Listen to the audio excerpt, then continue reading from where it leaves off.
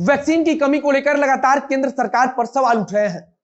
लगातार कई राज्यों के मुख्यमंत्री यह आरोप लगा रहे हैं कि केंद्र की तरफ से उन्हें पर्याप्त मात्रा में वैक्सीन नहीं मिल पा रहा है, जिसके कारण टीकाकरण अभियान में देरी हो रही है।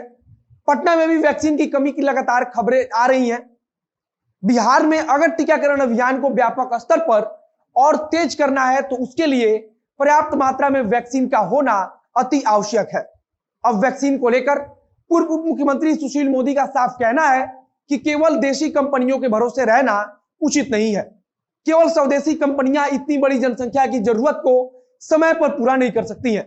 दूसरी तरफ विशेषज्ञों का मानना है कि अगर 6 महीने में कम से कम 80% वैक्सीनेशन का काम पूरा नहीं किया गया तो इसके परिणाम बेहद गंभीर होंगे। पूर्व उप मुख्यमंत्री सुशील मोदी ने कहा कि राज्य को ग्लोबल टेंडर के बारे में विचार करना चाहिए। अगर देश भर की बात करें तो वैक्सीन की कमी के कारण अपनी जरूरतों को पूरा करने के लिए देश भर के 13 राज्यों ने ग्लोबल टेंडर जारी करने का निर्णय ले लिया है।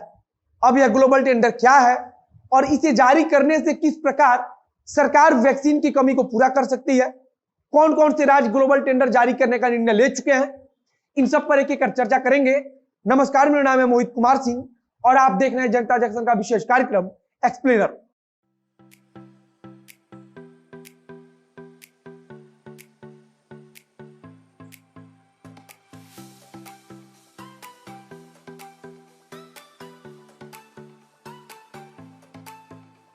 दिल्ली, उत्तराखंड, महाराष्ट्र, कर्नाटक, हरियाणा, राजस्थान, यह सारे वो नाम हैं जिन्होंने ग्लोबल टेंडर जारी करने का निर्णय लिया है। ऐसा नहीं है कि इनमें से सारे राज्य गैर भाजपा शासित राज्य ही हैं। आप हरियाणा को ही ले लीजिए, जहां भारतीय जनता पार्टी के मनोहर लाल खट्टर मुख्यमंत्री है। उत्तराखंड को ही ले लीजिए, जहां भारतीय जनता पार्टी सत्ता में है, और इन राज्यों ने भी ग्लोबल टेंडर जारी करने का निर्णय लिया है। मतलब साफ है कि वाकई में केवल भारतीय कंपनियों के भरोसे वैक्सीनेशन का काम तेज गति से चला पाना असंभव है।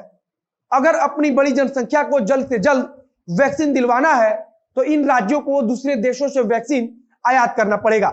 इसी बात को पूर्व उप मुख्यमंत्री और मौजूदा समय में राज्यसभा सांसद सुशील मोदी बोल रहे हैं। वे बोल रहे हैं कि बिहार सरकार को भी अब ग्लोबल टेंडर जारी करने पर विचार करना चाहिए। कई राज्यों में तो दूसरे देशों से सीधे वैक्सीन खरीदने के लिए समिति का गठन भी कर दिया गया है।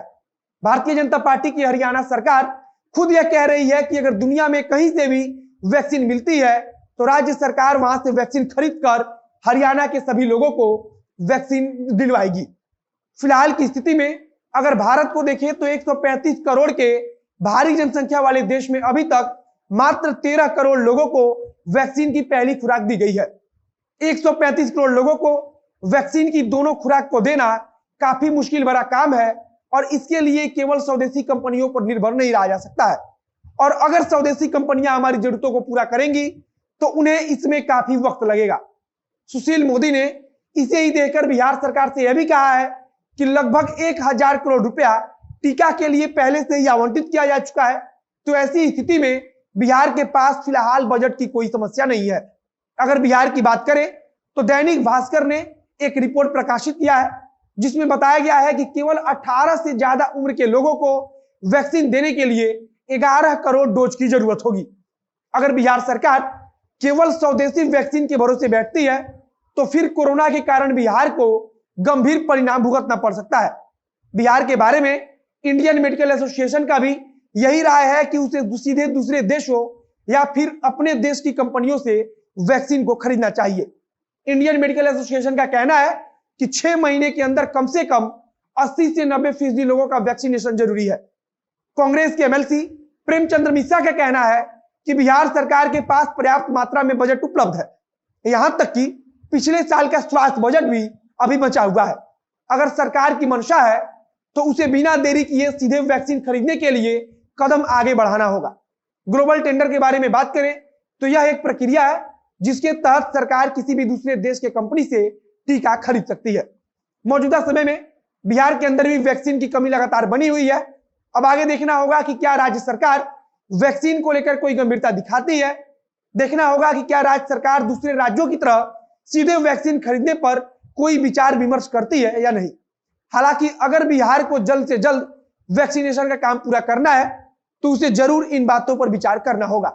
फिलहाल इस वीडियो को यही समाप्त करते हैं। वीडियो अच्छा लगा तो शेयर कीजिए, फेसबुक पर देख रहे हो तो पेज को लाइक कीजिए, यूट्यूब पर देख रहे हो चैनल को सब्सक्राइब कीजिए। मिलते हैं फिर बहुत जल्द अगले वीडियो में। कैमरे के पीछे खड़े हैं पीयूष चौरसिया और मैं मोहित कुमार सिंह। धन्यवाद।